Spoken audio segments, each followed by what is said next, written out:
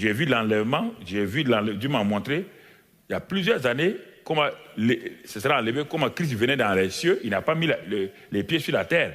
Il y avait des anges avec des trompettes, ils venaient là, et je voyais brusquement, partout, des gens qui montaient. Et c'était la plupart des gens qui montaient des églises, c'était les enfants et les femmes.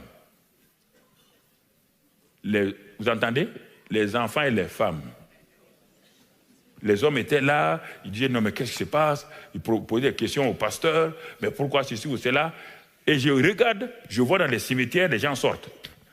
Et quand les gens montent, arrivés à un certain nombre de mètres, Jésus n'est pas descendu, il est resté en l'air, dans les airs, et les trompettes sonnaient. Et je vois quand les gens montent, arrivés à un certain nombre de mètres, je ne sais pas combien, leur corps change. Un corps glorieux. Et puis, ils s'en vont vers le Seigneur. Et le Seigneur me dit, vas-tu prévenir les gens que je reviens bientôt? J'ai commencé à courir dans les églises en leur disant, vous ne voyez pas le Seigneur qui revient? Vous n'entendez pas les trompettes? Les gens riaient à mon nez. Des pasteurs riaient à mon nez. Ils disaient, non, Mamadou, Jésus ne vient pas maintenant. On n'a pas encore fini. Vous savez. Alors, à un moment donné, et derrière chacune de ces personnes-là, il y avait un ange. Tous ceux qui montaient, il y avait un ange. Et à un moment donné, l'ange qui était derrière moi me dit, il faut monter rapidement, sinon tu peux perdre. Parce que si jamais il remonte, il amène, toi, j'ai dit, Seigneur, donne-moi encore d'être patient. Donne-moi de continuer à avertir les gens dans la même vision. J'ai commencé, c'est comme s'il me donnait une force. J'allais de lieu en lieu rapidement. Je dis, frère, réveillons-nous, regardez, levez les yeux. En ce moment, je vois les femmes qui s'en vont, les enfants qui vont, et puis quelques hommes. Les églises étaient remplies, faisaient leur réunion, levaient les mains, louaient le Seigneur. Et au milieu d'eux, les gens partaient comme ça. Quelques hommes partaient, mais c'était les femmes et les enfants. Et puis à un moment donné, l'ange qui est derrière moi m'a dit, monte. Et la vision est finie. Je me suis assis. J'ai dit, mais Seigneur, qu'est-ce que c'est? Il dit, mais c'est ça. Il m'a montré le feu de l'enfer. Et c'est pourquoi j'ai ça. Paul dit, malheur à moi si je ne prêche l'évangile. J'ai ça devant moi. Je vois ces âmes qui souffrent. Je vois ces multitudes qui sont en train de crier pour aller vers l'enfer. On ne peut plus les retenir. Il y a une force qui les pousse. Et s'ils veulent reculer, ils ne peuvent pas reculer. Certains viennent se tenir à d'autres personnes. Ils ne peuvent pas. Ce feu-là les attire. Et un à un, ils tombent dans ce feu-là, dans ce étang de feu. Ils tombent là-dedans, avec des cris terribles. Alors quand vous voyez ces choses-là, mais il y a une passion dans votre cœur qui dit, mais pouvons-nous laisser ces voisins, même s'ils sont méchants, pouvons-nous les laisser? Prions pour que Dieu touche leur cœur. Seigneur, donne-moi une occasion pour que je puisse témoigner à cette voisine, témoigner à ce voisin. Donne-moi une occasion. Crée une circonstance. Et le Saint-Esprit qui est venu en toi, si tu vois cet homme-là, tel que Dieu le voit, un homme fatigué, une femme fatiguée, ne la juge pas, ne le juge pas. Alors la compassion divine va venir s'installer dans ton cœur. Et quand cette compassion est là, tu prends ton courage à deux mains et tu salues la personne de façon intelligente. Vous parlez de la pluie, du beau temps, et puis vous savez qu'au bout de 5-10 minutes, des choses vont arriver. Soit il va dire, le monde est méchant, on ne sait pas, Dieu est tant. Vous profitez en ce moment-là pour demander au Saint-Esprit, puisqu'il pense que Dieu est méchant, Dieu, vraiment, on ne sait pas, on ne peut pas croire en Dieu, alors vous l'arrêtez avec une parole d'amour, une parole de grâce. Et vous lui donnez un petit peu de votre témoignage. Oui, madame, je raisonnais comme vous aussi, mais j'ai changé de raisonnement. Ah bon? Vous pensez que Dieu est bon? Oui. Voici mon histoire. Et là, la personne est saisie. Une simple histoire, un simple témoignage. Ne lui faites pas une leçon ecclésiastique. Ne lui faites pas une leçon de morale. Dites-lui ce que vous étiez, ce que Dieu a fait. Même si vous ne la gagnez pas à Christ maintenant, vous venez de s'aimer dans son cœur une semence. Voilà comment on fait, frères et sœurs. On ne vous a pas dit d'aller bousculer les gens pour dire convertissez-vous, sinon le feu de Dieu va tomber. Ça, ce n'est pas l'amour. Saisissez les occasions. Priez avant de sortir. Priez. Seigneur, la moisson est grande aujourd'hui dans mon service. La moisson est partout. Vous voyez bien? Quand si nous lisons la suite, ne dites-vous pas, dans Jean 4, il complète là-bas, ne dites-vous pas qu'il y a encore 4 mois jusqu'à la moisson. Et les gens disent qu'il parle que la moisson est dans le futur. Jésus dit non, la moisson n'est pas dans le futur. Mais moi, voici, je vous le dis. Moi, je vous dis, vous pensez que la moisson est lointaine. Mais moi, je vous dis, levez les yeux et regardez les champs qui déjà blanchissent pour la moisson. Vous voyez là, Romains 10, verset 14 nous dit ceci. Romains 10, verset 14 nous dit que nous devons... pourquoi nous voulons que les gens viennent à Dieu? Pourquoi nous voulons que les gens puissent se convertir? Romains 10, 14 nous dit, mais il n'y a personne pour leur parler. Vous voulez que les gens se convertissent, mais qui va leur parler? Qui? Regardez bien, comment donc invoqueront-ils celui en qui ils n'ont pas cru? Première question. Et on répond par une autre question. Et comment croiront-ils en celui dont ils n'ont pas entendu parler? Deuxième question. Et on répond encore par une troisième question. Et comment en entendront-ils parler s'il n'y a personne qui prêche? Prêcher ne veut pas dire se tenir là. Prêcher veut dire proclamer simplement, témoigner. 3 questions avant qu'on ait une réponse. Vous voyez bien? Comment vont-ils entendre? Mais tous les groupes sont organisés. S'il vous plaît, les groupes ésotériques sont organisés. Toutes les religions sont organisées. Aujourd'hui, tout le monde est organisé. Et chacun pêche dans sa rivière. Chacun essaie de prendre les gens. Certains le font par séduction, d'autres le font par violence. Et les chrétiens, nous nous croisons les bras. Ce n'est pas normal. Tous les groupes aujourd'hui sont actifs. Tous les groupes.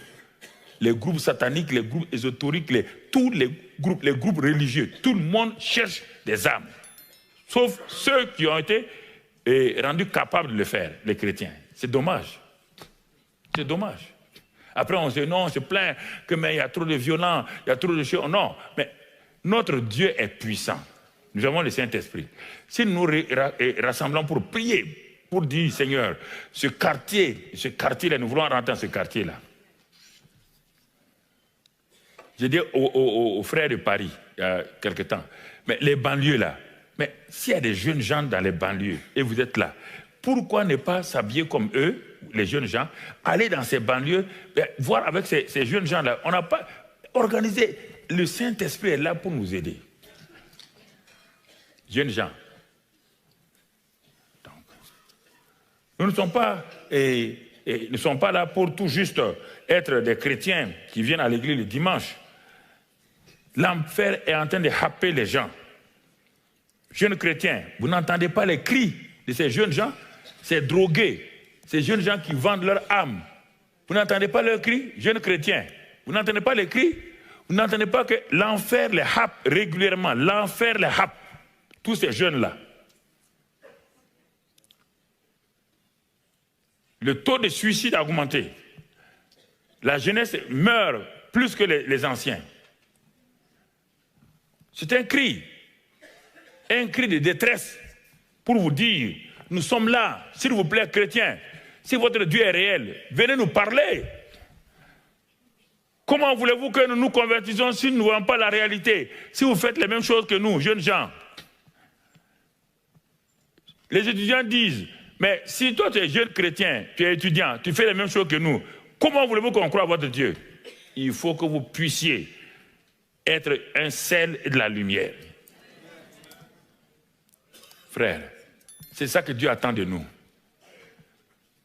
Assaisonner la vie des gens. Dieu dit, il ne doit à personne. Je vous en supplie. Je sais de quoi je parle. Il y a tellement de choses. Parfois même votre maladie est guérie sans vous rendre compte. Quand vous souffrez pour les gens, quand vous avez la compassion pour les âmes perdues, Dieu résout vos problèmes derrière vous parce qu'il voit que ce qui l'intéresse, sa priorité numéro 1, vous occupez de ça. Et il s'occupe aussi de vos besoins. Mais si vous êtes préoccupé par vos besoins, prière, et vous n'êtes pas intéressé par les âmes perdues, vous n'êtes pas intéressé par la volonté de Dieu, je crois que même si Dieu est bon comme quelqu'un qui est indifférent à ce qu'il fait, je crois qu'il ne va pas vous exaucer comme vous le voulez. Il faut qu'on soit honnête. C'est des choses importantes. Dieu crie. Dieu crie. Le Seigneur crie. Il dit, j'ai donné ma vie pour le monde. Je suis mort. Et à cause de quelqu'un qui t'a témoigné, tu es sauvé. Et ce cri-là, Dieu l'a lancé un jour à un jeune homme qui était un grand prédicateur, mais un prédicateur négatif. Quand il prêchait de Ésaïe 1 jusqu'à Ésaïe 6, il a utilisé au moins 7 fois malheur aux buveurs de vin, malheur à ceux qui construisent les maisons. C'était un prédicateur tellement légaliste et négatif qu'il n'utilisait que le mot malheur, malheur, malheur. Mais il a dit qu'au temps du roi Osias, dans Ésaïe 6 maintenant, au temps du roi Osias, lui-même, brusquement, il voit Dieu assis sur son trône.